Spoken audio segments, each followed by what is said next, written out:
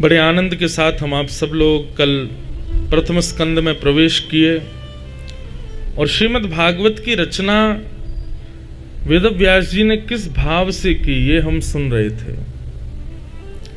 और कल ये भाव पुष्ट हुआ कि प्रेम से प्रकट हुई है श्रीमद् भागवत। कोई ग्रंथ ज्ञान प्राधान्य है, वैराग्य प्राधान्य है, भक्ति प्राधान्य है, पर श्रीमद् भागवत प्रेम प्रधान है। दो सबसे प्रचलित ग्रंथ हैं हमारे यहाँ, रामचरितमानस और श्रीमद् भागवत, और इन दोनों में ही प्रेम के पुट हैं, प्रेम प्रस्तुत है। संसार में भी बंधुओं हर वो व्यक्ति जिसके जीवन में प्रेम नहीं है, वो व्यक्ति मानव किसी योग्य दिखता नहीं है। जिसके चित्त में, जिसके भाव में, जिसके व्यवहार में दया हो, प्रेम हो, वही मानव जैसा दिखता है।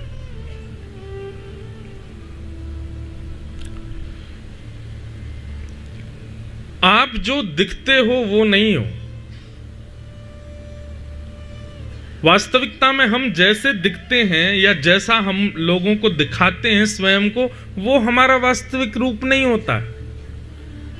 एकांत में कुछ नहीं कर रहे हैं, उस समय हमारे चित्त में जो चल रहा है वो है हम, वो है हमारा असली रूप। कथा में आए हो आप, हम भी आए हैं, तिलक लगा के आए हैं, सुंदर ऐसे बन के आए हैं कि सबको लगे कि हाँ हम श्रोता हैं, हम वक्ता हैं, पर यह हमारा वास्तविक रूप नहीं है। वास्तविक रूप तो आपका तब प्रकट होता है जब आप बिल्कुल अकेले होते हो और एकांत में कुछ ना कर रहे समय आपकी जो सोच हो रही होती है, आपके जो विचार चल रहे होते हैं, आपके मन में जो भाव उत्पन्न हो रहे होते हैं, वो हो आप। कभी कभी घृणा हो जाती है अपने उस रूप से, हम कैसे हैं और प्रस्तुत क्या कर रहे हैं। उस अपने वास्तविक रूप को जो आप भी स्वीकार नहीं कर सकते, आप स्वीकार नहीं कर सकते, इसीलिए तो बनावटी घूमते हो। अगर आप स्वीकार कर पाते तो जैसे हो वैसे घूमते। आप स्वयं भी तो स्वीकार नहीं कर पा रहे हैं उस रूप को। इसलिए श्रीमद् भागवत की कथा या ये सब जो सत्संग होते हैं ना, इनका लाभ क्या होता है, बहुत ध्यान से सुने सब लोग। इनका लाभ क्या होता है? थोड़ा नेक बढ़ाओ भाई आवाज। इनका लाभ क्या है? ये भागवत की कथा है, मानस जी की कथा है, ये कोई किसी भी प्रकार के सत्संग हैं, इन सब का लाभ यह है कि आपके एकांतिक विचार शुद्ध हों। आप समाज को शुद्ध दिखते हो, परिवार को शुद्ध दिखते हो, स्वयं को शीशे में दिखते हो तो शुद्ध दिखते हो, यह शुद्धता नहीं है।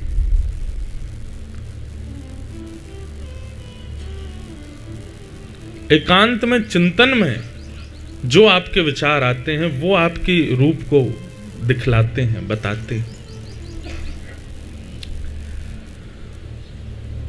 और वही शुद्ध करने के लिए भागवत की कथा है। भागवत भागीरथी कहा गया। भगवान के श्री अंग से दो गंगा प्रकट हुई। एक तो चरणों से निकली गंगा प्यारी जिसने सारी दुनिया तारी, और दूसरी गंगा प्रकट हुई ठाकुर जी के। ये वही भगवतः प्रोक्तः उपाया आत्मलब्धये, श्रीमद् भागवत। ये दो गंगा हैं। वो गंगा तन को पवित्र करती है, पर कई बार उस गंगा में स्नान करने से मन पवित्र होता है, ऐसा नहीं है। मन पवित्र नहीं हो पाता। कई बार मन की पवित्रता के लिए, चित्त की शुद्धता के लिए, बुद्धि की शुद्धता के लिए भगवान ने मुख से गंगा प्रकट की, और वही है भागवत। भागवत 4 शब्द हैं, भक्ति, ज्ञान, वैराग्य और त्याग। ये 4 वस्तुओं में से कुछ तो आपके पास आना चाहिए। पहला भक्ति, भक्ति ले लो।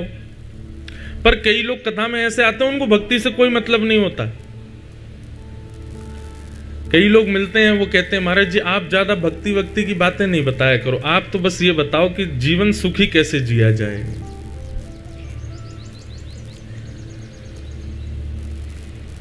किसी को भक्ति चाहिए, नहीं चाहिए तो फिर दूसरी वस्तु लेनी पड़ेगी, ज्ञान।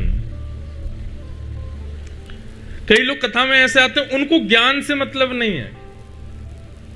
बोले महाराज जी मेरी स्थिति ऐसी है कि मुझे ज्ञान बहुत लोग देते हैं क्योंकि मैं कार्यों में असफल होता हूं, मुझे ज्ञान देने वाले दुनिया में घूम रहे हैं, मुझे ज्ञान नहीं चाहिए, बस ये बताइए कि मेरे कार्य सिद्ध कैसे हों।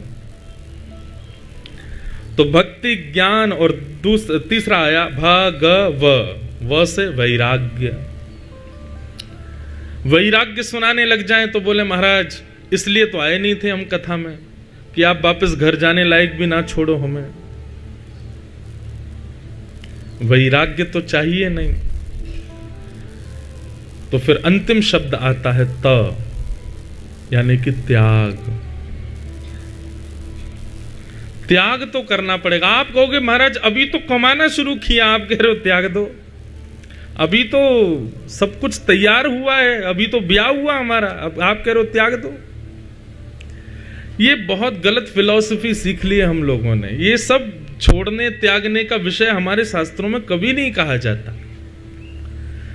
हमारे यहां हिंदू वैदिक सनातन धर्म में देह से परित्याग करने का विचार नहीं किया जाता, देह से परित्याग करने का भाव नहीं कहा जाता। हर वस्तु को स्वीकार करो, बस उसका रंग अपने चित्त पे मत आने दो, वो ममता में परिवर्तित ना हो जाए, इसके लिए मना किया जाता है। और त्याग किसका करना है? तजोरे मन हरि विमुखन को संग। हम कथा में कहते हैं भाई जिसको ठाकुर जी से कोई मतलब नहीं, जिसको कथा से कोई संबंध नहीं, जिसको वृंदावन से कोई प्रेम नहीं, जिसको वैष्णव संतों से कोई प्रीति नहीं, ऐसा व्यक्ति कोई भी क्यों ना हो उसका त्याग करो, उसका त्याग करना पड़ेगा।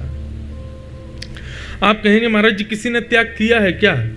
कोई उदाहरण दीजिए जिसने अपने किसी घनिष्ठ का त्याग किया हो ठाकुर जी के लिए। तो श्रीमद् भागवत में एक श्लोक आता है कि गुरु न शस्यात् स्वजनो न शस्यात् दैवं न तस्यात् न पतिश्च शस्यात्। उस गुरु का त्याग करो जो ठाकुर जी से पहले अपनी पूजा करवाता है। भगवान बाद में, पहले हम ही हैं सब कुछ हो। नहीं, वो गुरु श्रेष्ठ नहीं। हाँ, आपकी भक्ति ऐसी है कि आपको गुरु में ही ठाकुर जी दिख रहे हैं तो बात अलग है, लेकिन गुरु को स्वयं नहीं चाहिए कि ठाकुर जी को पीछे रखे, स्वयं को आगे रखे।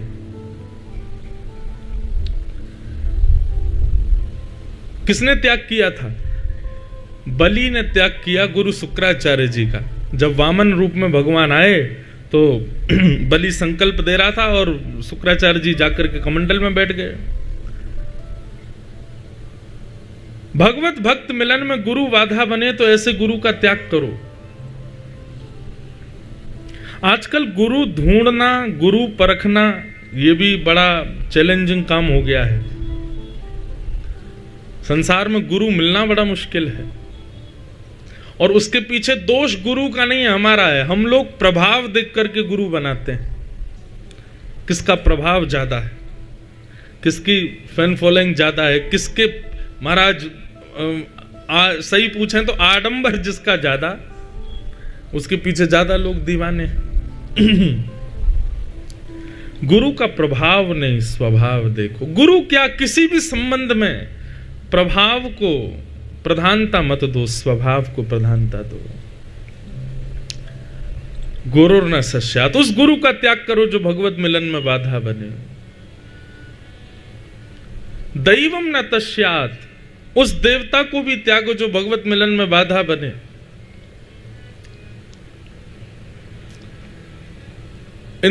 इंद्र का त्याग किया था ब्रजवासियों ने। बंधुओं देखो, हमारे हिंदू वैदिक सनातन धर्म में देवता बहुत सारे हैं, परंतु पूजनीय सब नहीं है। अब पूरी सृष्टि को ब्रह्मा जी बनाते, ब्रह्मा जी का ही मंदिर नहीं है पूरे भारत में, एक ही मंदिर है पुष्कर राज में। पूरी दुनिया ब्रह्मा जी बनाते, हमारे नाक का नाक, हमारी बुद्धि सब ब्रह्मा जी ने बनाई। ब्रह्मा जी की पूजा ही नहीं होती कहीं भी। उसके पीछे कारण क्या है? सृजन करता ब्रह्मा है, पूरी दुनिया ब्रह्मा बनाते हैं। यदि दुनिया ब्रह्मा को पूजने लगी तो ब्रह्मा को अभिमान हो जाएगा, इसलिए भगवान ने उनके कहीं मंदिर का विधान ही नहीं रखा। अब बनाते तो ब्रह्मा है हम लोगों को, लेकिन हम पूजते किसको? नारायण को है। तो ब्रह्मा सदैव अहम शून्य रहते हैं इस बात से कि भली सृष्टि मैं कर रहा हूं, लेकिन श्रेय पूरा ठाकुर जी का है। कई देवता ऐसे हैं जिनका बहुत योगदान है, लेकिन उनकी पूजा नहीं होती। पूजनीय देव 5 ही माने जाते हैं: सूर्य, शिव, नारायण, गणपति और दुर्गा। ये 5 देव पूज्य हैं। बाकी सबके कभी मंदिर जाने का अवसर मिले तो प्रणाम जरूर करो, लेकिन नित्य पूजा में ये 5 देव ही होने चाहिए। यही प्रधान है और इन्हीं के ही सब स्वरूप हैं, इन्हीं के ही सब अंग हैं। एक जगह मुझसे किसी ने पूछा, बोले कहीं कहीं विभीषण की भी पूजा होती है, कहीं कहीं जो है कंस, वो उसकी रावण की भी पूजा होती है लंका आदि में। कई जगह नए नए देवता हैं, उनकी भी पूजा होती है। तो क्या करें? देखो, जो गैर देवों को पूजते हैं ना, उनके साथ एक शर्त होती है। क्या? कि आप उन देवता की पूजा करो जो नए देवता आपने बनाए हैं, और पूजा करते रहो। अगर एक दिन भी चूके तो वो देवता नाराज हो जाएगा और आपके साथ गलत करेगा। ये देव का लक्षण नहीं है, ये दैत्य का लक्षण है। देव, आप सूर्य को जल मत दो, सूर्य नाराज हो जाएंगे कि जला देंगे तुमको ही तपाएंगे? नहीं। जो 5 देव की श्रृंखला में नहीं है, वे ऐसा कर सकते हैं कि भाई उनकी पूजा नहीं करो तो वो रुष्ट हो जाएं। देव कभी रुष्ट नहीं होते। लोग कहते हैं आपके कुल देवता नाराज हो गए, आपके वो देव नाराज हो गए, वहां पर किसी वो उनका वो नाराज हो गए, भैरव बाबा नाराज हो गए। देवता इतना खाली थोड़ी बैठे हैं वो कि आपसे नाराज होंगे। और क्या आपसे ही उनका सब कुछ चल रहा है जो वो आपसे नाराज होंगे? देव कभी नाराज नहीं होते। और यदि कोई देव नाराज हो भी रहे हो, ऐसा किसी ने कह दिया और ये भ्रांति आपके मन में चल रही हो, उसी दिन से श्री कृष्ण की पूजा प्रारंभ कर दो, उनको प्रणाम करना शुरू कर दो, सारे देवता रीझ जाएंगे। कल हम आपके खंडवा के विट्ठल रुक्मणी मंदिर में गए। कितने सुंदर ठाकुर जी, श्री पंडरीनाथ भगवान कैसे खड़े? कमर पर हाथ रख के खड़े, प्रतीक्षा में खड़े हैं कि मेरे भक्त आएंगे, मैं उनको दर्शन दूंगा। लेकिन इसका एक सुंदर रूप यह भी है कि श्री पंडरीनाथ भगवान इस प्रकार से इसलिए खड़े हैं कि मानो आपको ऐसा आश्वासन दे रहे हो कि तुम घबराओ नहीं, मैं खड़ा हूं ना। ये जितने भी नाराज हैं इन सबको कह देना कि हमारे साथ श्री पंडरीनाथ हैं, भयभीत होने की आवश्यकता नहीं। तो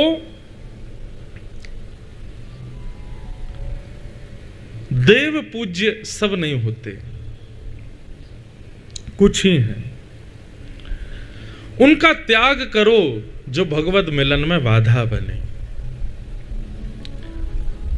कल हम लोगों ने भागवत के प्रारंभिक कुछ भाव सुने, कैसे भागवत का निर्माण हुआ वो सुना।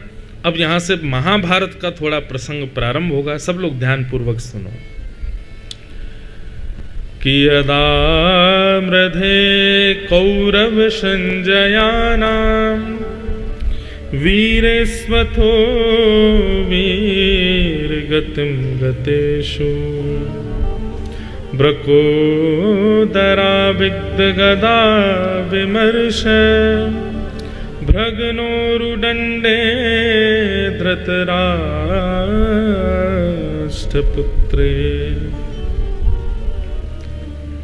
महाभारत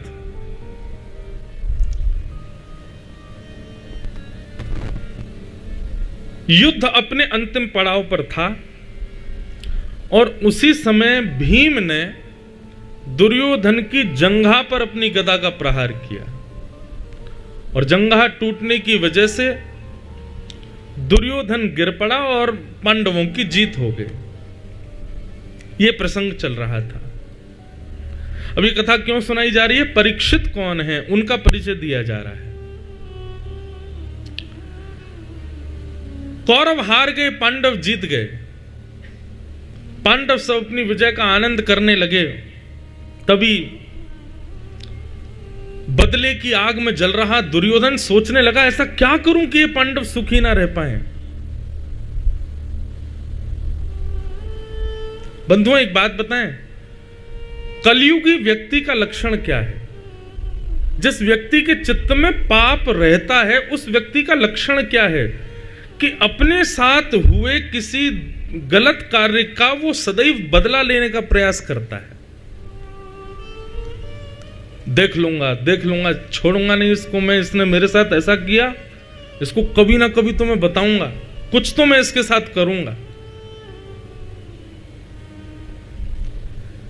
यह एक वैष्णव व्यक्ति का लक्षण नहीं है। भक्त व्यक्ति इस प्रकार की स्थिति में कभी नहीं रहता। मुझे उससे बदला लेना है, मुझे उसके साथ ऐसा करना है, उसने मेरे साथ ऐसा किया, मैं उसको छोड़ूंगा नहीं। यह प्रकार की भावना वैष्णव नहीं रखता।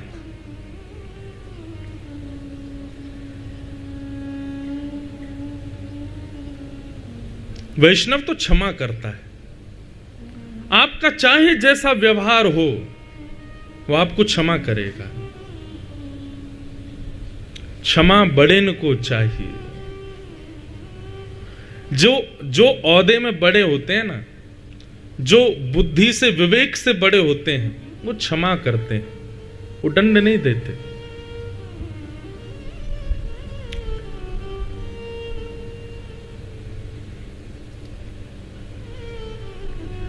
इसका मतलब यह नहीं है कि बेटा कुछ गलत करे और मां उसको क्षमा करे। वहां बात दूसरी आ जाती है। वहां तो मां का अधिकार है उसको दंड देना। आप बहुत बड़ी फैक्ट्री चलाते हैं और कोई एम्प्लॉय गलत करे तो उसको थोड़ा डांटना या उससे थोड़ा तेज आवाज में बोलना ताकि वो सुधरे।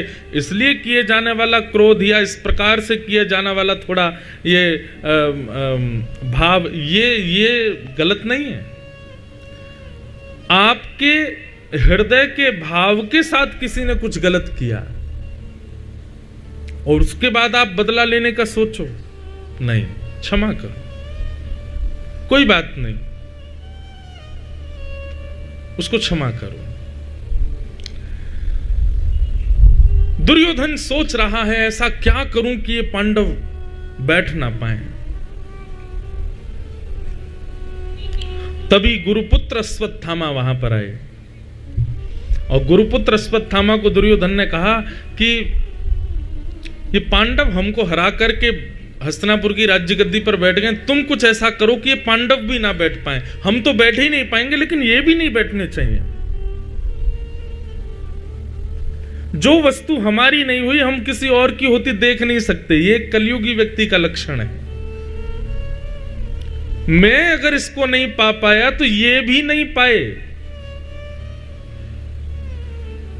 कई बार संसार में ऐसे लोग देखे गए हैं, वो यदि किसी उपलब्धि को प्राप्त नहीं कर पाए तो उपलब्धि प्राप्त ना करने का संघर्ष नहीं होता उनको। अब वो इसलिए संघर्ष करते हैं कि इसको भी ना मिले। ये कलयुगी व्यक्ति का लक्षण है।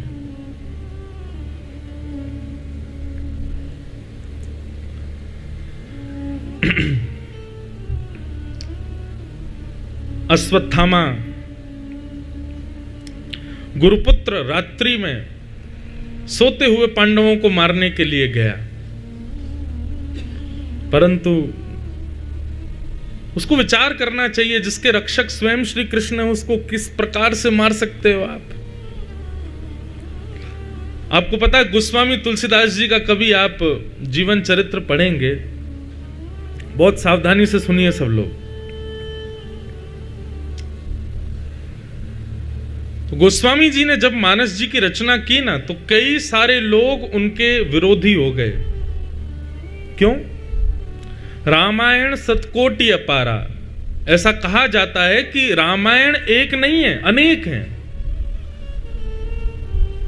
आप महाराष्ट्र में जाएं तो वहां शायद तुकाराम जी की एक लिखी हुई रामायण है।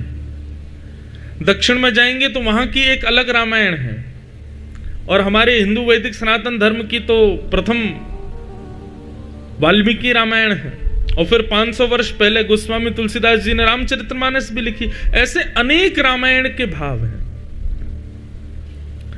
लेकिन मानस जी का जब रचना क्रम प्रारंभ हुआ, गोस्वामी जी ने जब मानस जी को लिखा, तो मानस जी को पढ़ करके कलयुग के लोगों को ज्यादा समझ आने लगी रामलीला, और उसके प्रति ज्यादा आकर्षित होने लगे लोग। इससे कई लोगों को बड़ा कष्ट होने लगा। तो गोस्वामी तुलसीदास जी के बड़े निंदक हो गए थे। एक टोडर नाम के ब्राह्मण थे काशी में। उन्होंने तो 2 नामी डाकुओं को बुलाया, डकैत करते थे, और उनको बुलाकर के सुपारी दी कि तुम रात्रि में गोस्वामी तुलसीदास जी का वध कर दो। दोनों डाकुओं ने खूब सारा धन ले लिया था। बोले ठीक है, हम रात्रि में आज जाकर के गोस्वामी जी का वध कर देंगे। 80 घाट पर कुटिया थी उनकी।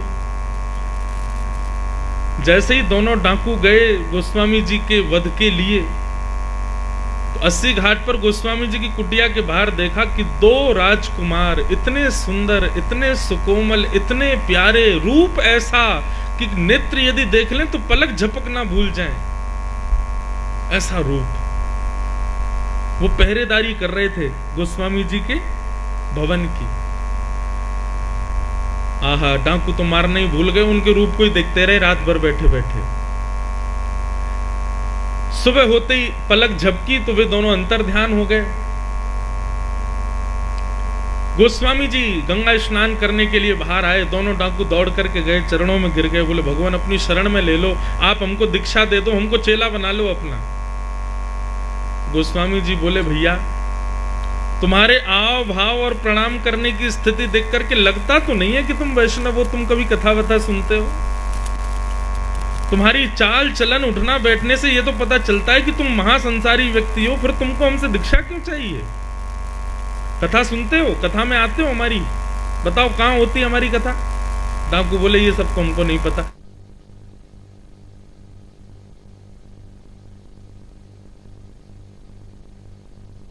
में हमको इतना सुख मिल रहा है कि हमारा मन कर रहा है कि आप हमको शिष्य बना लो और हम 24 घंटा उन दोनों सेवादारों को देखते रहेंगे। गोस्वामी जी बोले अकेले रहते हैं भैया, कुटिया में कोई सेवादार नहीं है हमारा। पूरी बात बताओ, कौन सेवादार, कहां देखा, क्या हुआ? तब उन दोनों ने बताया। बोले हमको तो महाराज सुपारी दी गई आपको मारने की। रात्रि में हम मारने के लिए आए थे, देखो ये रखे हमारे बल्लम फरसे।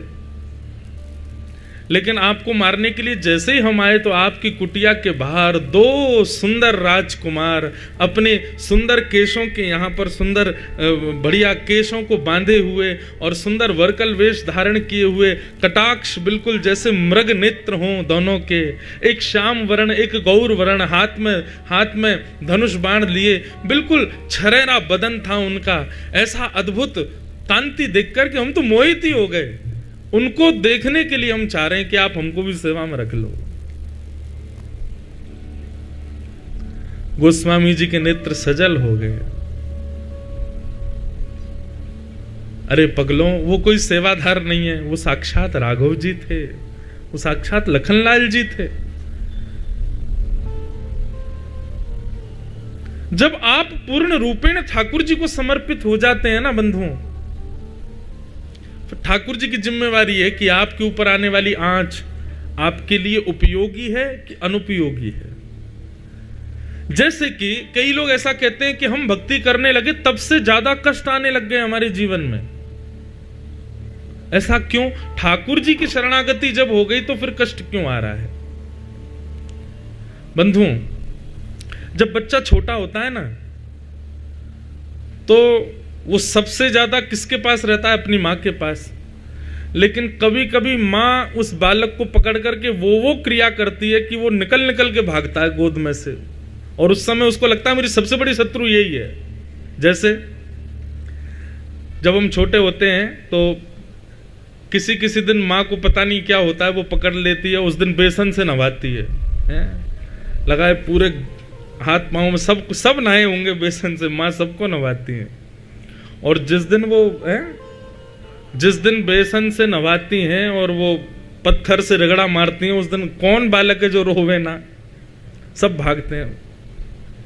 और कोई बालक यदि नहीं नहाया है बचपन में ऐसे माँ से, तो शायद भाई उसने अभी कोई सुख ही नहीं देखा, पूरा शरीर लाल पड़ जाता है। कभी कभी सर्दियों के समय में माँ को पता नहीं क्या चंग चढ़ती है, वो सरसों का तेल ले आती है, ले पकड़ के रगड़ा मारती है पूरे सर से पैर तक। तो कभी कभी माँ ऐसी कुछ क्रिया करती है कि उससे बच्चे ये सोचते हैं हमारी शत्रु है। और उससे भी बड़े तो जब स्कूल जाने का समय आ जाता है, सुबह सुबह बेचारी माँ उठा देती है बालक को, रोता रहता है, मेरे पेट में दर्द हो रहा है, सर में दर्द, नहीं जाना माँ। टीचर बहुत मारते हैं, तब भी माँ का भी मन नहीं है कि इसको भेजूं, लेकिन जाएगा नहीं तो पढ़ेगा कैसे, जबरदस्ती माँ तैयार करके उसको भेजती है। स्कूल बस में बैठा हुआ बालक इतना रोता है, अपनी माँ से देख करके रोता रहता है कि इसको मुझ पर दया आ जाए, ये मुझ पर दया क्यों नहीं कर रही है कि मुझे जाना नहीं है। लेकिन वो आवश्यक है उसके लिए। ठीक वैसे ही जब आप ठाकुर जी के शरणागत होते हो, उसके बाद आने वाले संकट आपके लिए आवश्यक है, वो आए आपके निर्माण के लिए। ठाकुर जी क्यों चाहेंगे कि आपके साथ कुछ बुरा हो, लेकिन वो होना जरूरी है, इसलिए होता है। उससे कुछ निर्माण होगा, उससे कुछ नवीनता आएगी, उससे कुछ सिखाना चाहते हैं ठाकुर जी, इसलिए होगा। मैं इस विषय पे कहा करता हूं, अर्जुन के घनिष्ठ मित्र हैं श्री कृष्ण। उस अर्जुन के घनिष्ठ मित्र त्रिलोकीनाथ, और उस अर्जुन के पास अपना कहने के लिए एक भूमि तक नहीं थी, एक राज्य गद्दी तक नहीं थी, रहने के लिए अपना घर तक नहीं था। वन में विचरण कर रहे थे जब 14 वर्ष का अज्ञातवास हुआ। क्या श्री कृष्ण अर्जुन के लिए घर बना के, महल बना के की बजाय सब हो जाएगा? लेकिन नहीं। महाभारत का युद्ध हो ही नहीं, ठाकुर जी पलक झपके सारे कौरव मर जाएंगे, लेकिन नहीं, महाभारत युद्ध हुआ और अर्जुन को युद्ध करना पड़ा। आप ऐसा मत सोचा कीजिए कि भगवान कोई जादू की छड़ी है, वो जैसे ही हम उनके चरणों में गए अब सब काम बनते रहेंगे हमारे, अब कुछ बिगड़ेगा नहीं, ऐसा नहीं है। आप और मैं, हम सब अपने प्रारब्ध भोग रहे हैं, बस भगवत शरणागति से उस प्रारब्ध का अनुभव कम होता है, भोगना तो पड़ेगा। लेकिन फिर भी ठाकुर जी रक्षा करते हैं। पांडवों को लेकर के भगवान कहीं और चले गए, पर द्रौपदी के 5 पुत्र वहीं सोते रह गए। अंधेरे के कारण अश्वत्थामा ने आकर के उन सोते हुए 5 पुत्रों को मार दिया। दुर्योधन को ले जाकर के उनके सर दिखाए, प्रकाश करके दुर्योधन ने जब देखा, अरे अश्वत्थामा क्या किया, ये पांडव नहीं है, द्रौपदी के 5 पुत्र हैं। और इसी शोक में कि अब हमारे यहां तर्पण करने वाला भी नहीं बचा, इस शोक में दुर्योधन के प्राण निकल गए। प्रातः काल का समय हुआ, शिविर के बाहर भीड़ लगी है, क्यों? अंदर से रक्त की धार बह रही है। भीतर जाकर के देखा तो द्रौपदी के 5 पुत्रों का केवल धड़ पड़ा है, सर नहीं है। किसी ने मार दिया सोते हुए 5 पुत्रों को।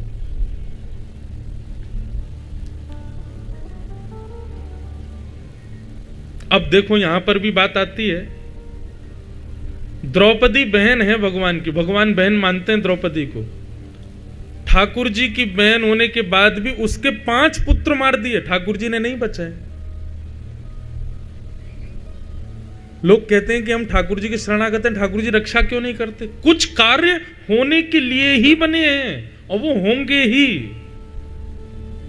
इसलिए उनसे दुखी मत होइए, कोसिए मत उसके लिए ठाकुर जी को।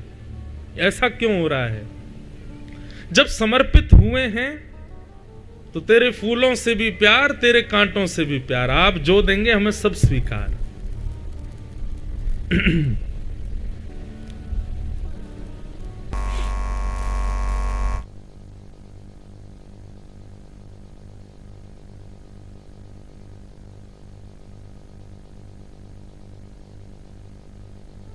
अश्वत्थामा ने 5 पुत्रों को मार दिया। प्रातःकाल का समय होते ही पांडव ढूंढने लगे किसने मारा है द्रौपदी के पुत्रों को। तभी कृतवर्मा, अश्वत्थामा आदि 3 लोग बचे थे, उसमें अश्वत्थामा पर सबका संदेह गया और अर्जुन ने जाकर के अश्वत्थामा को बंदी बना लिया। बंदी बनाकर के द्रौपदी के सन्मुख प्रस्तुत किया। द्रौपदी ने अर्जुन से कहा कि इसको मत मारो। मुच्यताम मुच्यताम एष ब्राह्मणो नितराम गुरु। बंधुओं देखो, ये ठाकुर जी का गुण है जो द्रौपदी में दिख रहा है। अपराध करने वाले में भी वो ये देख रही है कि गुण क्या है।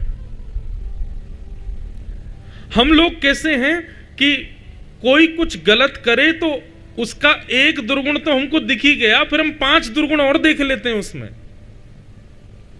जैसे कि बेचारे कोई नगर में किसी व्यक्ति ने कुछ गलत किया, अब तक आपका उससे कोई मतलब नहीं था, अब अगले दिन आपको पता चला कल पता उस फलाने के बेटे ने ऐसा ऐसा किया,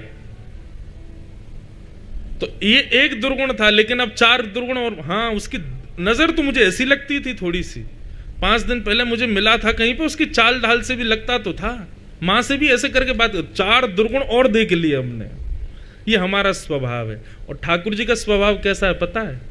आपके अंदर 1000 दुर्गुण, फिर भी ठाकुर जी यही खोजते हैं कि इसमें गुण क्या है, इसमें अच्छाई क्या है।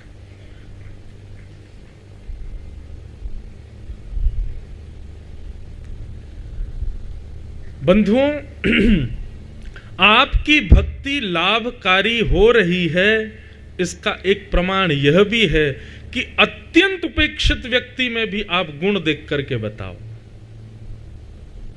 अत्यंत दुर्गुण युक्त व्यक्ति में भी आप गुण खोज करके बताओ।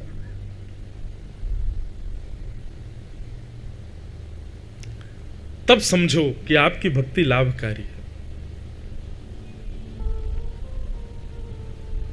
हमसे कोई कहे महाराज जी वो व्यक्ति ऐसा बोल रहा था, वो व्यक्ति ये कर रहा था, ये सब बातें जो आपके पास घूमते घूमते सुनाई जाती हैं आपको किसी व्यक्ति की बुराई के रूप में, भक्ति का ये स्वरूप श्रीमद् भागवत में पहले ही वर्णित कर दिया। अन्यश्च दोष गुण चिंतन माश मुक्त्वा। दूसरे के दोष और गुण सुनकर के आपके चित्त पर फर्क नहीं पड़ना चाहिए। कोई किसी के कितने भी दोष बताए, आपको चाहिए कि आप उसमें गुण ही देखो, आपको चाहिए कि आप उसमें अच्छाई ही देखो, उसमें गुण क्या है। ये ठाकुर जी का स्वभाव है। नहीं तो आप विचार करो, आप और मैं, हम मंदिर में खड़े होने लायक भी हैं? बिंदु जी महाराज कहते हैं नफरत है जिनसे उन्हें सदा, उन्हीं अब गुणों में मैं हूं बंधा, उन्हीं अब गुणों में मैं हूं बंधा। है कुटिलता है, कपट भी है, छल भी है और अभिमान है, फिर शाम कैसे शरण मिले, इस सोच में मेरे प्राण है। न तो रूप है, न तो रंग है, ना गुणों की कोई भी खान है। फिर श्याम कैसे शरण मिले, इस सोच में मेरे प्राण है। ना तो रूप है ना तो रंग है। बंधु, आप सब मुझे एक एक पर्ची में लिख करके बताओ कि आपके अंदर ये गुण है, इससे ठाकुर जी आपसे मिल सकते। नहीं लिख पाओगे, और अगर आप लिख भी रहे हो ना तो यही आपका सबसे बड़ा दुर्गुण है कि आपने अपना गुण लिख दिया। आप अपने गुण देख रहे हो। वहां सूरदास जी, जिनके पद सुनने के लिए ठाकुर जी थोड़ी पे हाथ रख के बैठे रहते थे कुटिया में, वो सूरदास जी कहते हैं, कौन कुटिल खल कामी मौसम, जोतन दियो ताही बिसरायो, ऐसो नमक हरामी।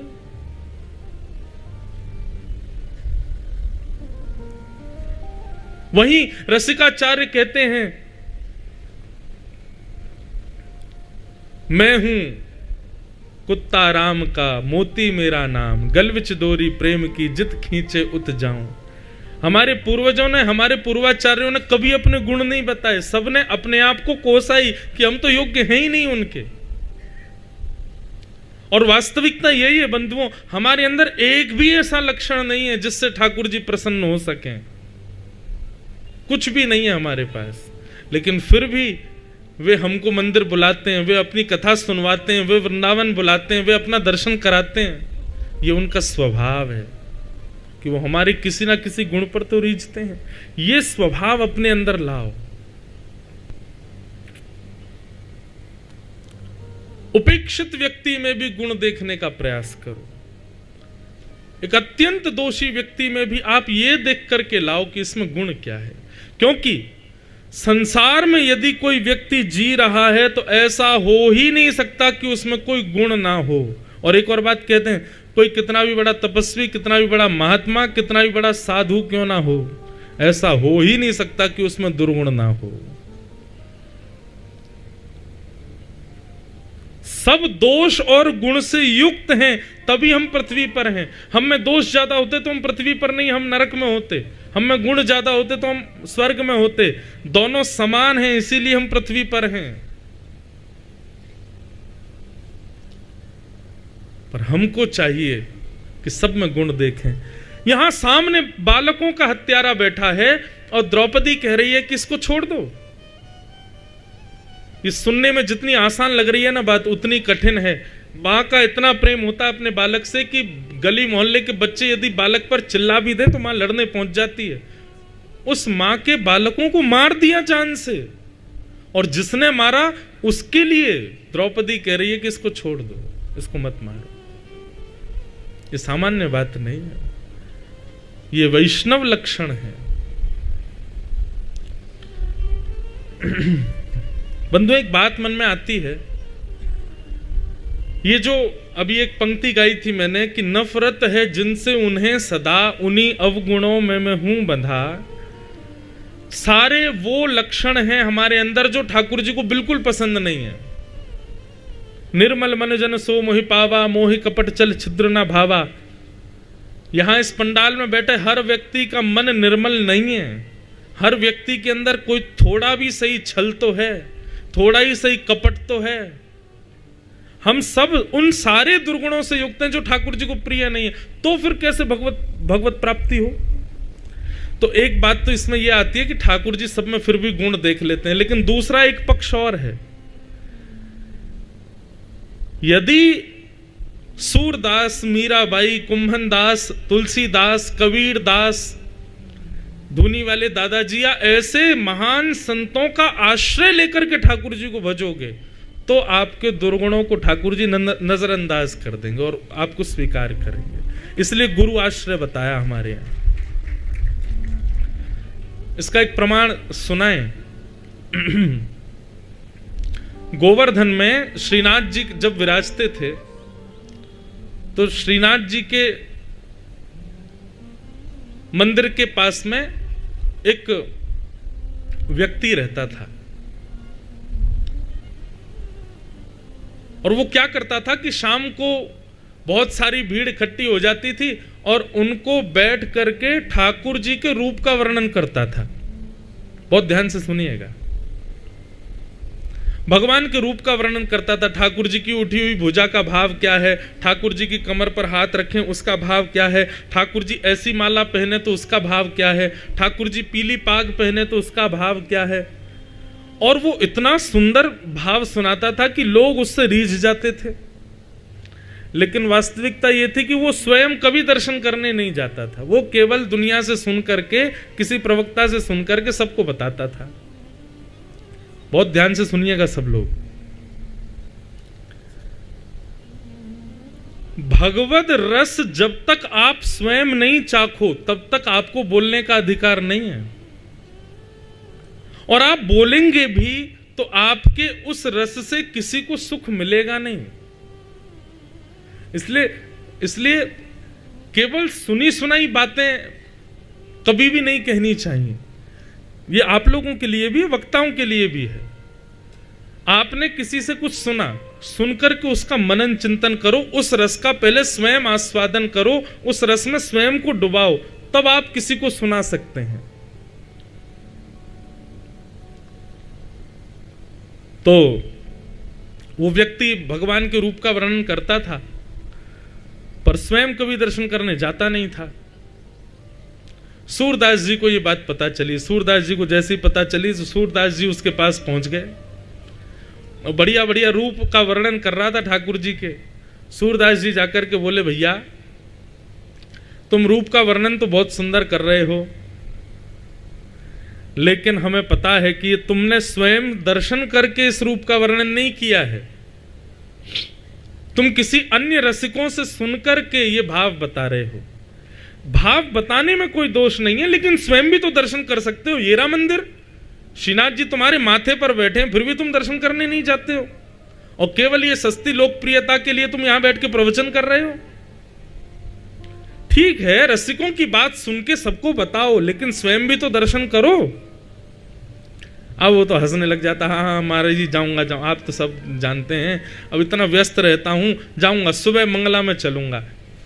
सूरदास जी बोले, तुमको हम ही लेके चलेंगे, चलो हमारे साथ। अब सूरदास जी मंगला में जाने से पहले उसके घर के बाहर आ जाते, वो सो रहा होता, घर वालों से कहते उसको उठाओ, भेजो, मंगला में जाना है। वो भी इतना चतुर था, जैसे ही घंटे घड़ियाल बजते तब तक सोता ही रहता। बोले घंटे घड़ियाल की आवाज सुन के सूरदास जी को तो जाना ही पड़ेगा, वो नहीं जाता था साथ में। इस प्रकार से उसने ठाकुर जी के दर्शन से बचने का ही प्रयास किया, गया ही नहीं। एक दिन सूरदास जी हठ पूर्वक उसके सामने खड़े हो गए, बोले यदि तुम आज मेरे साथ दर्शन करने नहीं गए तो मैं सबको बता दूंगा कि तुम स्वयं दर्शन नहीं करते हो, किसी रसिक से सुन करके बस सुनी सुनाई बातें बोल देते हो।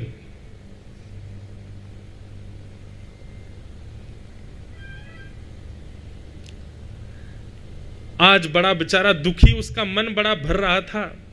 जैसे तैसे सूरदास जी के साथ वो जबरदस्ती चला गया दर्शन करने। श्रीनाथ जी के सामने जैसे ही गया, अब सूरदास जी के नेत्र नहीं है, लेकिन सूरदास जी फिर भी रोज मंदिर जाते थे। जैसे ही कपाट खुले श्री जी बाबा के, सूरदास जी हाथ जोड़ करके कहने लगे, हे ठाकुर जी, इस अधम पर कृपा करो, इस प्राणी पर कृपा करो। इसके अंदर थोड़े पूर्व जन्म के सत्कृत्य तो हैं। क्यों? क्योंकि ये गोवर्धन में रहता है, आपका गुणगान गाता है, पर आपके दर्शन में इसकी रुचि नहीं है। ये आपका गुणगान इसलिए गाता है ताकि इसकी लोकप्रियता बढ़े, लेकिन मैं चाहता हूं कि आप इसके हृदय पर विराजमान हो जाओ, आप इसको अपना स्वीकार कर लीजिए, बना लीजिए। श्रीनाथ जी की तुरंत स्वर सुनाई दिया सूरदास जी को।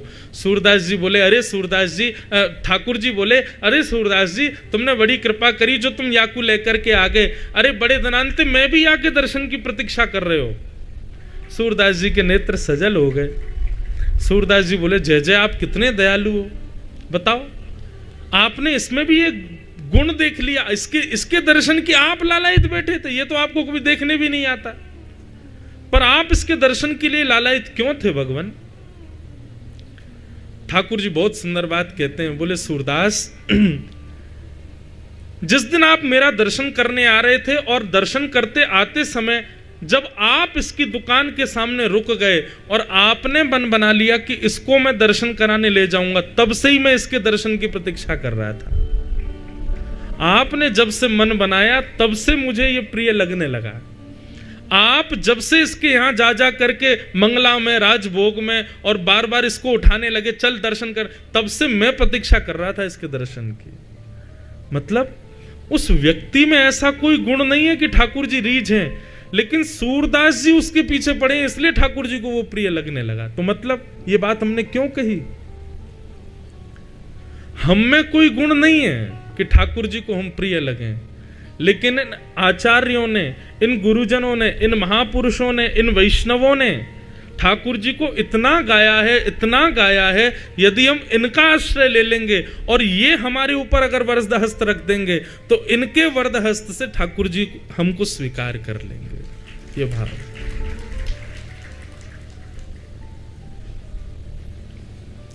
इसलिए कभी भी बंधुओं एक काम करना, साल में कभी एक बार वृंदावन में हो, चाहे किसी भी तीर्थ में हो, किसी वैष्णव के साथ दर्शन करने जाना, किसी वैष्णव का हाथ पकड़ के दर्शन करने जाना, आपको एक अलग अनुभूति होगी। आपको ऐसा लगेगा कि आपने ठाकुर जी को नहीं, ठाकुर जी ने आपको देखा आज। और आप कहें महाराज जी कोई वैष्णव ना मिले तो जहां पर भी आप रुको, वृंदावन, बद्रीनाथ, द्वारिका, कहीं भी जाओ, वहां अपने कक्ष में सूरदास जी का स्मरण करके जाना, गोस्वामी तुलसीदास जी को प्रणाम करके जाना। अयोध्या में रामलला विराज गए, जाओगे सब लोग दर्शन करने, राम जी को प्रणाम करके, प्रणाम करने से पहले गोस्वामी तुलसीदास जी को प्रणाम कर लेना, गोस्वामी जी के द्वारा रचित सुंदर सुंदर चौपाइयों को याद कर लेना, उसके बाद जाना, आप पर कृपा होगी। ये गुरु आश्रय है। इस आश्रय से युक्त होकर के जब जाओगे तब कृपा करेंगे ठाकुर जी। बहुत सुंदर बात।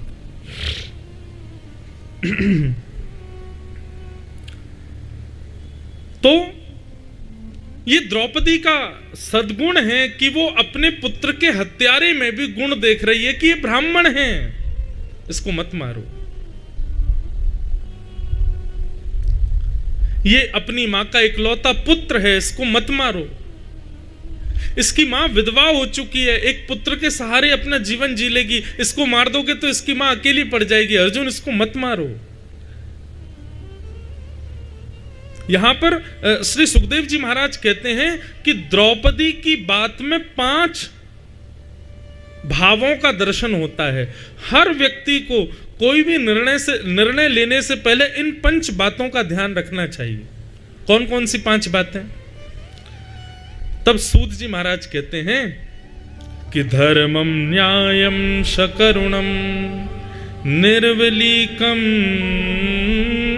समम महत्। सबसे पहली बात, आपका जो भाव हो, आपका जो निर्णय हो, उसमें धर्म का दर्शन होना चाहिए। वो अधर्म युक्त या फिर मनगणंत भाव नहीं होना चाहिए, वो धर्म युक्त भाव होना चाहिए। आपका कोई भी निर्णय हो, कोई भी डिसीजन हो, वो धर्म युक्त होना चाहिए, सबसे पहली बात। दूसरी बात, आपका जो निर्णय हो वो न्याय युक्त होना चाहिए। 2 पक्ष होते हैं, एक अपना पक्ष, एक विपक्ष, तो दोनों पक्षों में न्याय होना चाहिए। ऐसा नहीं कि आपके संग तो बढ़िया हो गया, बेचारे दूसरे के साथ बुरा हो जाए। आपके निर्णय में न्याय होना चाहिए, धर्म होना चाहिए, न्याय होना चाहिए। तीसरी बात, करुणा यानी कि दया होनी चाहिए। दया युक्त होकर के निर्णय लीजिए, कठोर होकर के निर्णय मत लीजिए। धर्म, न्याय, करुणा, और फिर कहा निर्वलीकम यानी कि निष्कपटता, निष्कपट भाव होना चाहिए। अपनत्व किसी के प्रति ज्यादा हो जाए, हम अपनी ओर उसका पक्ष ले लें, ऐसा नहीं। निष्कपट और समत्व, ये 5 बातें देख करके ही निर्णय लेना चाहिए। द्रौपदी के निर्णय में ये पांचों चीजों का दर्शन हो रहा था। और द्रौपदी के इस निर्णय से ठाकुर जी बड़े प्रसन्न हो गए। भगवान ने अपना नाम द्रौपदी को दे दिया। मेरा नाम कृष्ण, द्रौपदी का नाम कृष्णा। निरीक्ष कृष्णापकृतं गुरुसुतं वाम स्वभावा कृपया नाम च। कृष्णा द्रौपदी का नाम। बंधुओं, जिस दिन आपका जीवन, आपकी दिनचर्या इस बात पर निर्भर करेगी कि ठाकुर जी रीझें, उसी दिन से आप भक्ति के पथ के अनुगामी हो जाएंगे। एक बार भी दिन भर में किसी भी क्रिया में यह भाव आता है कि ये रीझे, ऐसा नहीं। सुबह उठने से रात्रि सोने तक, रात्रि सोने से सुबह उठने तक केवल एक को रिझाने का भाव है, बस श्याम सुंदर रीझे।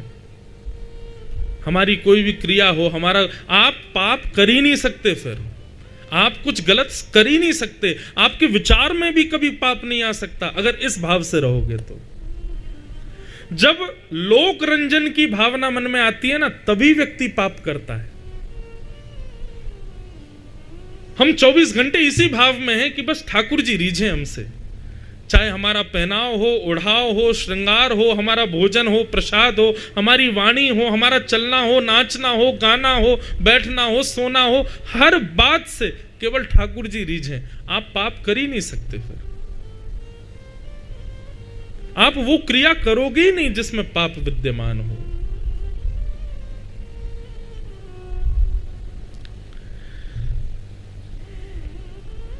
द्रौपदी का जो निर्णय है, इस पर कोई खुश हुआ कि नहीं पता नहीं, पर द्वारिकाधीश दूर खड़े खड़े इतने प्रसन्न हुए कि नेत्रों से आंसू गिरने लगे।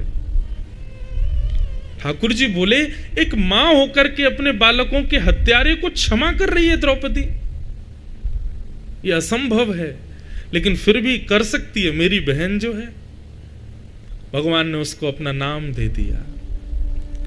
आपके 56 भोग से ठाकुर जी नहीं रीझते हैं, आपकी दुनिया भर की व्यवस्थाएं करने करके उत्सव करने से ठाकुर जी नहीं रीझते हैं। ये जीवन में आने वाली इस प्रकार की स्थितियों में आपके निर्णय से ठाकुर जी रीझते हैं कि आपने निर्णय कैसा लिया, आप विचार क्या कर रहे थे उस समय।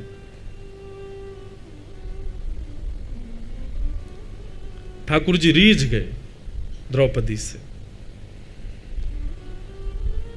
द्रौपदी ने अर्जुन से कहा, इसको मत मारो, मेरी आज्ञा है, इसको मत मारो। अर्जुन ने सबसे पूछा, मैं क्या करूं? किसी ने द्रौपदी का पक्ष लिया, किसी ने द्रौपदी का विपक्ष भी लिया, पर अर्जुन को पता है कि मैं तो एक का ही पक्षधर हूं, श्री कृष्ण जो कहेंगे वही करूंगा। और अर्जुन ने कहा, आज्ञा करें भगवान, मैं क्या करूं? ये बालकों का हत्यारा है, इसको जीवित नहीं छोड़ना चाहिए, परंतु द्रौपदी कहती है ये ब्राह्मण है, गुरुपुत्र है, इकलौती माँ का, विधवा माँ का इकलौता पुत्र है, इसको नहीं मारना चाहिए, मैं क्या करूं? भगवान बोले, तुमने 2-3 बात ही याद करी, 2-3 बात हम याद करा दें। बोले क्या? तुमने प्रतिज्ञा ली थी कि बालकों के हत्यारे को मारोगे, इसलिए तुमको मारना पड़ेगा। भीम तुम्हारे बड़े भैया हैं, वो बहुत देर से हाथ मसल करके बैठते हैं कि तू छोड़ मैं मार दूं, उनकी बात भी तुमको माननी पड़ेगी। और द्रौपदी बालकों की मां है, तो उसकी आज्ञा के बिना तो तुम कैसे मार सकते हो? मतलब भगवान दोनों पक्ष की बात कर रहे हैं। अर्जुन बोला, मुझे किसी से फर्क नहीं पड़ता, आप कहो मैं क्या करूं, आप जो कहेंगे वो करूंगा। भगवान बोले, करोगे? बोले हाँ। पक्का? बोले बिल्कुल। वचन दो, जो कहूंगा सो करोगे? बोले बिल्कुल वचन देता हूं भगवान, आप कहने में देरी करोगे, मैं करने में देरी नहीं करूंगा। बंधुओं में कथाओं में कहा करता हूं कि श्री कृष्ण के उपासकों सावधान हो जाना। यदि आप श्री कृष्ण के शरणागत हो तो आपकी पूरी जीवन एक पहेली बन जाएगी। पूरा जीवन आप सॉल्व करते रहना, कभी सॉल्व नहीं होगी। ये मैं कोई ऐसा नहीं कि ठाकुर जी की कोई निंदा कर रहा हूं, ऐसा मत सोच लेना। ये मैं एक विनोद में इसको पता क्या बोलते हैं? इसको बोलते हैं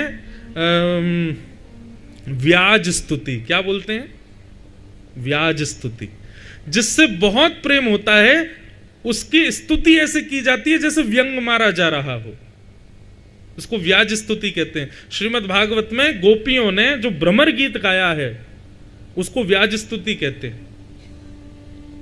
मधुपक तव बंधो माश प्रशांग्रिम सपत्न्या कुच विलुलित माला कुंकुमश्मशुभरण बहतु मधुपतिस्तन्मानिनी नाम प्रसादम यदु सदसि विदम्यम यस्य दूतस्त्वमिदृक्। मैंने आज तक कभी भ्रमर गीत पर कभी प्रवचन नहीं किया, लेकिन इतना सुंदर है भ्रमर गीत।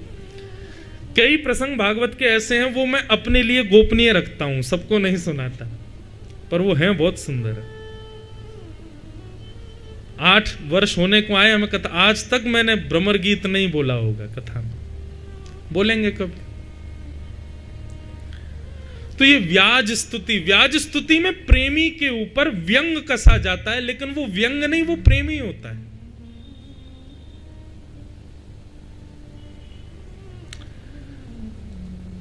तो मैं एक व्याज स्तुति कर रहा हूं कि कृष्ण प्रेमियों सावधान हो जाना, यदि आप कृष्ण के शरणागत हो तो आपका पूरा जीवन पहेली हो जाएगा। सॉल्व करते रहो, कभी उत्तर नहीं मिलेगा।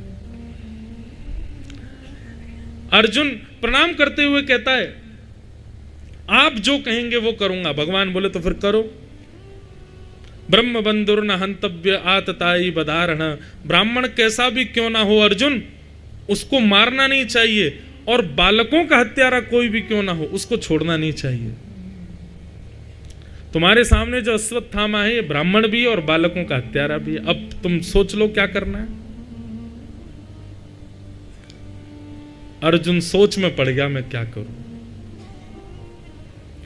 श्री कृष्ण एक ऐसे क्लास टीचर हैं जो आप परीक्षा दे रहे हो तो आपको, जैसे मल्टीपल चॉइस क्वेश्चन आते हैं ना, MCQ, उसमें क्या होता है कि प्रश्न है, उसके 4 ऑप्शन हैं, चारों में से एक सही है, लेकिन टीचर हमारा इतना चंचल है, इतना चपल है कि वो जबरदस्ती गलत उत्तर पर हाथ रख के चला जाएगा, बोले इसको टिक करो ये ठीक है, और कहीं आपने उसकी मान के टिक कर दिया नंबर कट जाएंगे। ये श्री कृष्ण है। आपको पता है कि सही उत्तर क्या है, पर वो जबरदस्ती गलत वाले पे उंगली रख के निकल जाएंगे। एक टीचर ऐसे थे हमारे स्कूल में, वो इतना फ्रेंडली रहते थे कि सब बच्चे पेपर देते समय उनकी ओर ऐसे बड़ी दया भरी दृष्टि से देखते थे कि आप आंसर दे दो, तो वो जबरदस्ती गलत आंसर पर उंगली रख के चले जाते थे। अब हमको तो संशय हो रहा था कि भाई ये वाला उत्तर है, ये इन्होंने तो तीसरा कोई नया ही बताया है। तो बाद में पता चलता कि ये बड़े चतुर हैं। ऐसे ही श्री कृष्ण हैं। आपको पता है कि ये गलत है और ये सही है, मुझे ये करना चाहिए, ये नहीं करना चाहिए, लेकिन फिर भी आपने प्रयास किया, चलो ठाकुर जी से पूछ लेता हूं, तो ठाकुर जी ऐसा उत्तर देंगे कि तुम और संकोच में पड़ जाओगे। मैं एक बार कहीं कथा में बता रहा था, एक हमारे पंडित जी, उनका ब्याह होने वाला था, तो मुझसे बोले महाराज जी घर वाले बहुत पीछे पड़ रहे हैं ब्याह करने के लिए, क्या करूं? मैंने कहा कर लो। बोले पता नहीं मन नहीं मानना है, क्या करूं बताइए? मैंने कहा एक काम करो, ठाकुर जी के आगे पर्ची डाल दो, ठाकुर जी से आज्ञा ले लो क्या कह रहे। तो पर्ची में लिखा करो, एक पर्ची में करो मतलब कर लो, एक पर्ची में मत करो, और तीसरी पर्ची में जैसी तुम्हारी इच्छा। ये तीन शब्द लिख दिए, और ये जैसे ही 3 भाव लिख करके ठाकुर जी के आगे डाले, बेचारे पंडित जी की धड़कन चल रही जोर से, क्या होगा।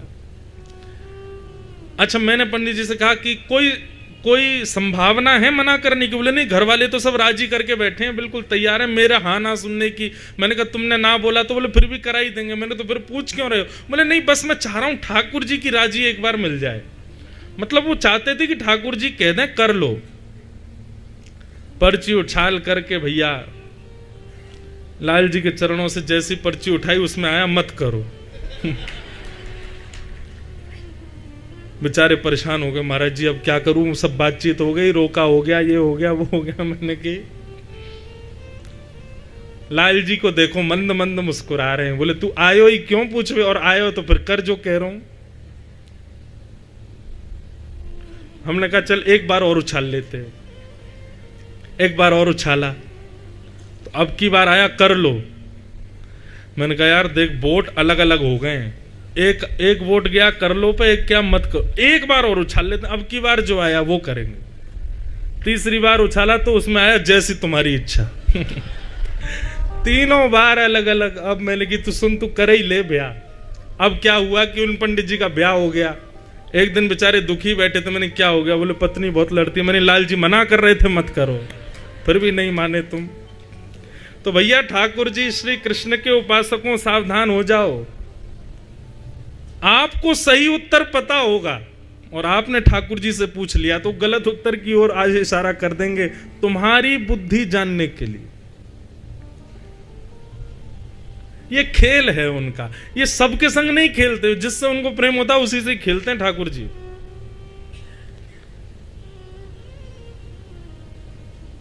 पर वैष्णव समझ जाते हैं कि ठाकुर जी संकेत कर रहे हैं। माधवदास जी थे ना जगन्नाथपुरी के, उनकी भक्ति ऐसी थी कि वो जब जगन्नाथ जी के सामने जाते थे तो मैं वर्णन कभी कभी कहता हूं कथा में कि श्री जगन्नाथ जी अपनी ब्रह्म वेदी पर ऐसे ऐसे झूमते थे जैसे ही माधवदास आते थे।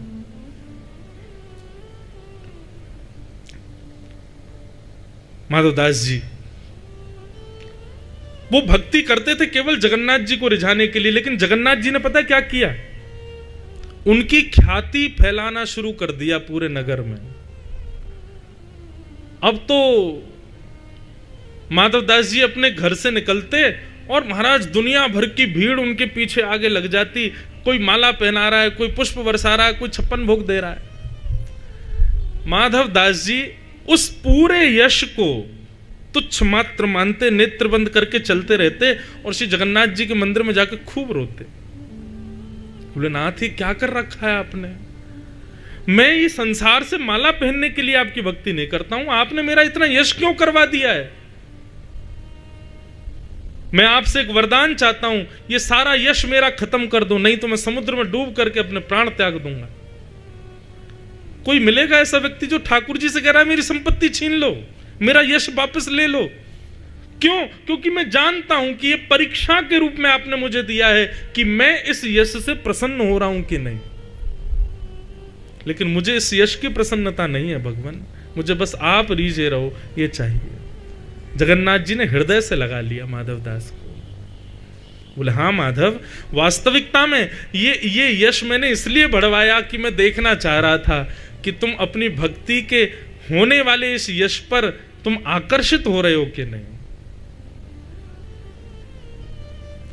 ठाकुर जी पहेली हैं भैया, लेकिन हाँ ये भी कह दूं वो कितना भी खेल लें आपके साथ, लेकिन हाथ छोड़ेंगे नहीं कभी आपका, कभी गिरने देंगे नहीं।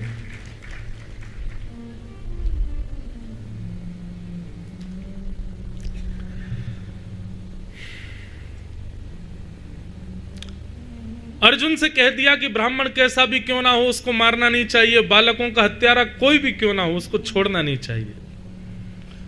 अर्जुन ने थोड़ी देर तो विचार किया और जैसे ही भगवान के नेत्रों में देखा, ठाकुर जी के नेत्र तो बड़े चंचल हैं, उस चंचलता में ही अर्जुन को अपना उत्तर मिल गया। और भरी सभा में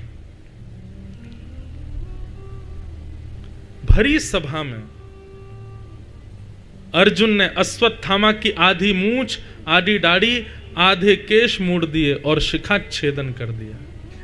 वाह, जा रहे हैं लाली, बोलो वृंदावन बिहारी लाल। ये छोटी सी लाली आई, बहुत सुंदर, कितने अभी विष्णुप्रिया इनका नाम है। और अभी ज्यादा आयु नहीं है, 8 वर्ष की हैं, पर बहुत अच्छा कंठ है, बहुत अच्छा बोलती हैं। आज आई थी प्रारंभ में, बहुत अच्छा लगा इनसे मिल करके। ठाकुर जी से प्रार्थना है इनको खूब ऐसे ही मिले। 5 मिनट और बैठो, फिर कुछ कीर्तन सुना के जाना है।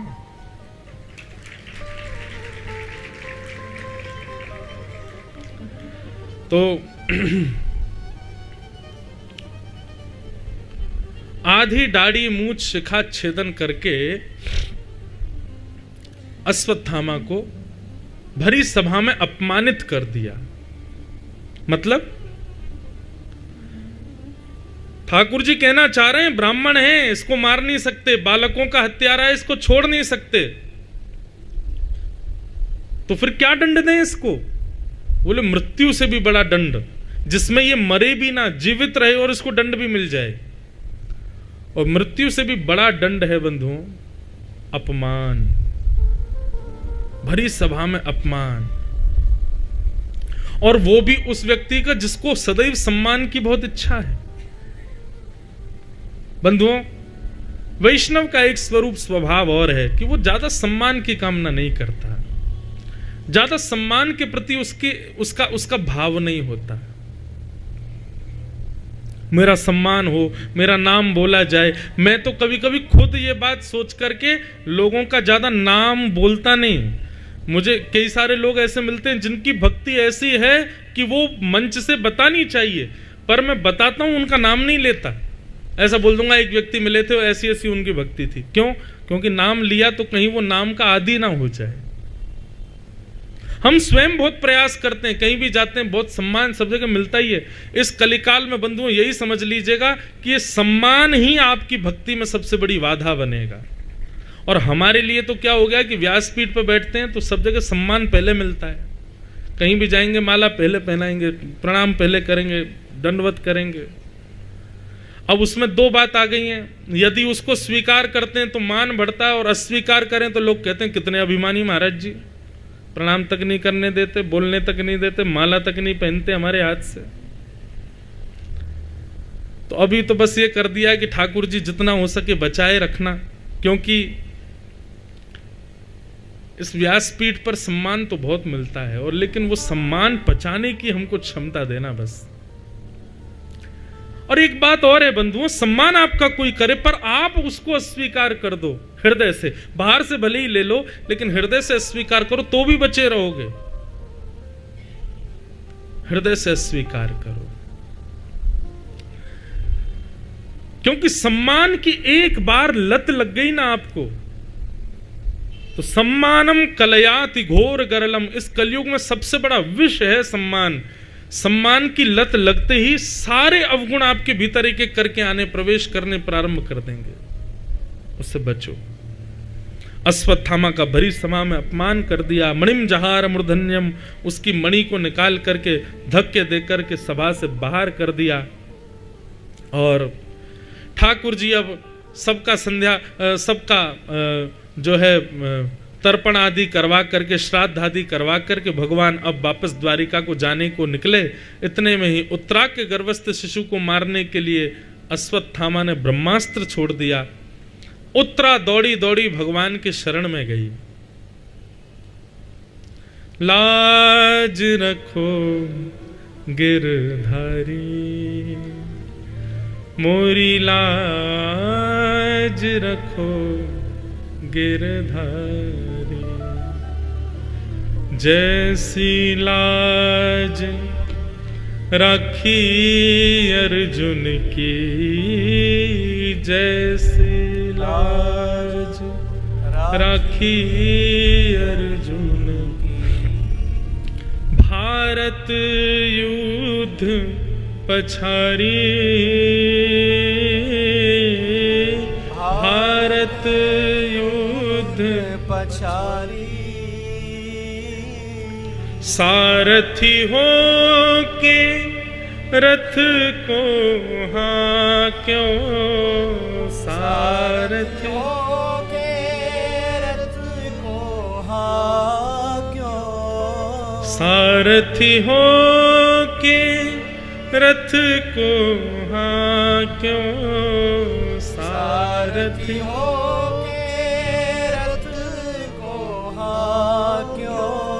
दुशासन पछधारी, मोरी लाज रखो गिरधारी, मोरी लाज रखो गिरधारी। बंधुओं, कभी अपने ठाकुर जी के आगे बंधुओं कभी कोई भाव, देखो मैं कहता हूं कथा में, ठाकुर जी से कभी कुछ कहो मत, कुछ मांगो मत, कभी अपने आर्तों को बताओ मत, लेकिन कभी संकट की स्थिति इतनी ज्यादा बढ़ जाए कि ठाकुर जी हम आपका ही भजन नहीं कर पा रहे हैं, हम आपकी सेवा नहीं कर पा रहे हैं, तो उस समय सूरदास जी का ये पद ठाकुर जी के सामने गा दिया करो बस। जैसी लाज राखी द्रौपदी की, जैसी लाज राखी द्रौपदी की, जैसी लाज राखी द्रौपदी की, जैसी लाज राखी द्रौपदी की, दुशासन पछधारी, दुशासन पछधारी, खेचत खेचत दो भुज था के, खेचत खेचत दो भुज था के, खेचत खेचत दो भुज था के, खेचत खेचत दो भुज था के, चीर बढ़ावन हरी, मोरी लाज रखो गिरधारी, मोरी लाज रखो गिरधारी, मोरी लाज रखो गिरधारी।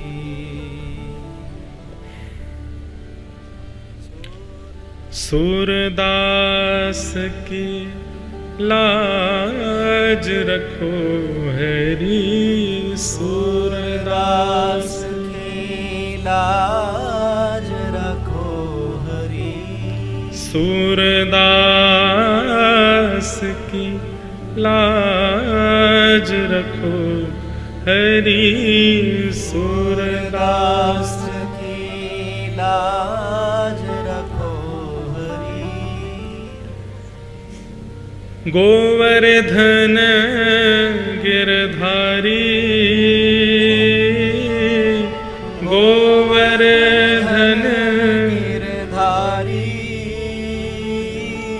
राधे राधे श्रीमन प्यारे, राधे राधे श्रीमन प्यारे, राधे राधे श्रीमन प्यारे, राधे राधे श्रीमन प्यारे, लाज रखो गिरधारी, मोरी लाज रखो गिरधारी, मोरी लाज रखो गिरधारी,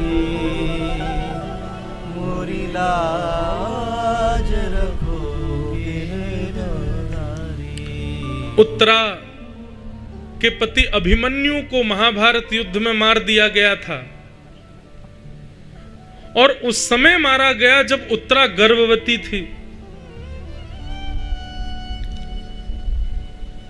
उत्तरा बहुत रोई, लेकिन ठाकुर जी ने उसको आश्वासन दिया कि तू चिंता मत कर, तेरा जो ये पुत्र जन्म लेगा ना, ये मेरा परम भक्त होगा। उत्तरा केवल इसलिए जीवित थी क्योंकि ठाकुर जी ने आश्वासन दिया है कि मेरा पुत्र भक्त होगा। आज जब अपने ऊपर ब्रह्मास्त्र को आते देखा, तब उत्तरा दौड़ करके ठाकुर जी के पास गई, बोले भगवान मेरी रक्षा करो, मेरे पति को पहले ही मार दिया कौरवों ने, आज मेरे इकलौते पुत्र का जन्म होने वाला है, जो आपका भक्त होगा उसको मारने के लिए ब्रह्मास्त्र छोड़ दिया, आप कृपा करो। भगवान एक रूप से बाहर खड़े थे और दूसरे रूप से अंगुष्ठ मात्र बनकर के उत्तरा के गर्भ में चले गए, और गर्भ में जाकर के अपनी गदा को इतनी द्रुत गति से घुमाया कि उत्तरा के गर्भ के बालक की रक्षा हुई। वही श्रीमद् भागवत के श्रोता परीक्षित हुए। बोलो परीक्षित जी महाराज की। एक बात कहूं, हमारे पूज्य पिताजी महाराज के गुरुदेव अनंत श्री विभूषित श्री रामानुज प्रपन्नाचार्य गुरु जी इस विषय में एक बात लिखते हैं अपनी एक टीका में।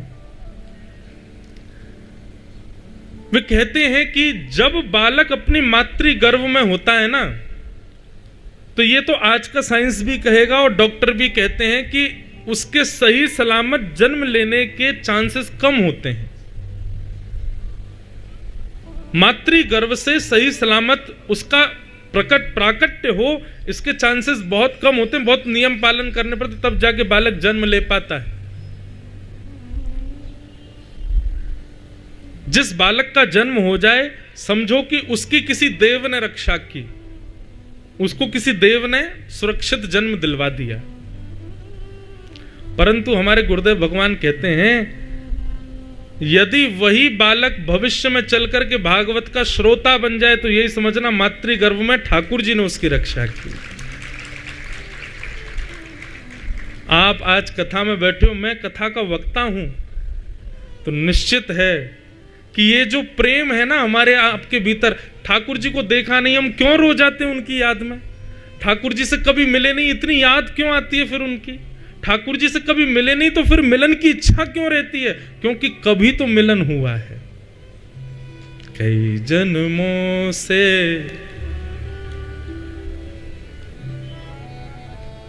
कई जन्मों से बुला रहे हो, कोई तो नाता जरूर होगा।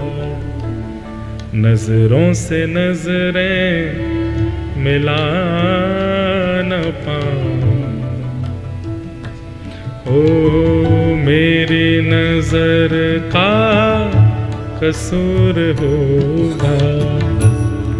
जन्मों से बुला रहे हो, कोई तो नाता जरूर होगा।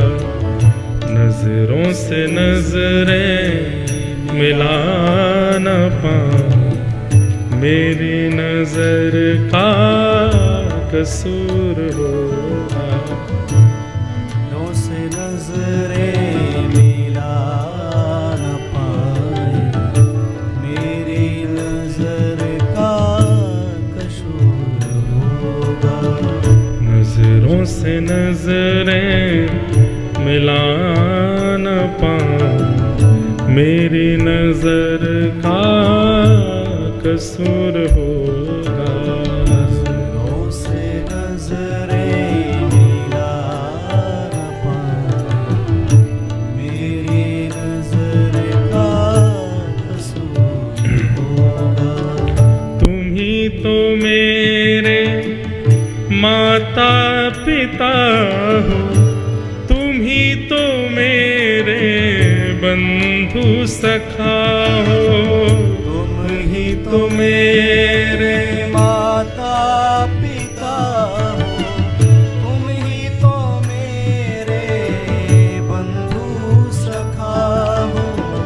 तुम ही तो मेरे माता पिता हो, तुम ही तो मेरे बंधु सखा हो।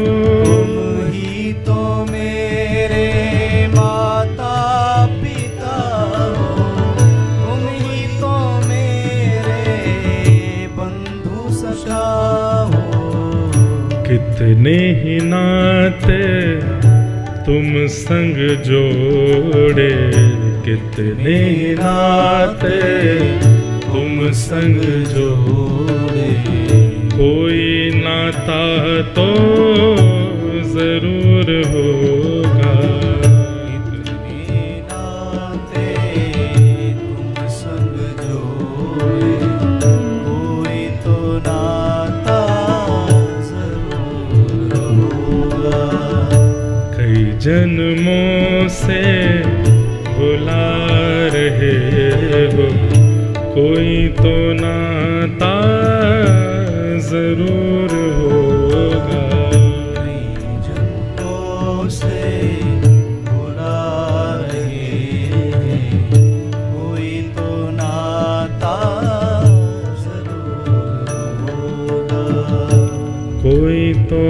नाता जरूर होगा, कोई तो नाता जरूर। और आज हम प्रमाणित करते हुए व्यासपीठ से कह रहे हैं तो बात गलत नहीं होगी। ये नाता है हमारा, और ये नाता किस बात का कि आज हम कथा में बैठे हैं तो इसका मतलब मातृ गर्भ में जो 9 महीना हमारी रक्षा कर रहे थे वो ठाकुर जी ही थे। गुरुदेव भगवान कहते हैं कि जब भगवान को पता होता है कि ये बालक भविष्य में कभी श्रोता बनेगा मेरी कथा का या वक्ता बनेगा, तो मातृ गर्भ में उसकी रक्षा करते हैं। और ये बात सिद्ध होती है परीक्षित की रक्षा से। तो ऐसे परीक्षित जी महाराज का जन्म हुआ, ठाकुर जी ने उनकी गर्भ में जाकर के रक्षा की। अब वो लाली थोड़ा सा कुछ आए कह दें, बहुत अच्छा उनका भाव। ये हम वैसे तो कथा के बीच में कोई ऐसा भाव नहीं, पर केवल आज के युवाओं को थोड़ा प्रेरणा मिलती है, इसलिए जल्दी से लाली आ जाओ मंच पे और थोड़ा सा कुछ कहना है। दो बोलो वृंदावन बिहारी लाल की जय। दो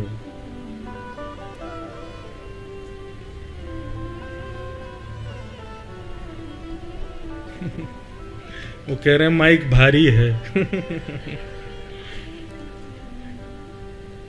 वाह, बोलो। आसन लगा दो भाई, विराज जाओ। अब ये दिखेंगे सबको यहाँ से हैं, ये नहीं दिखे इनकी नारद जी जैसा जोड़ा तो दिख जाएगा। कैमरा वाले भैया ने एक साइड है, जाइए दिख जाए सब उनको है। बोलो वृंदावन बिहारी लाल।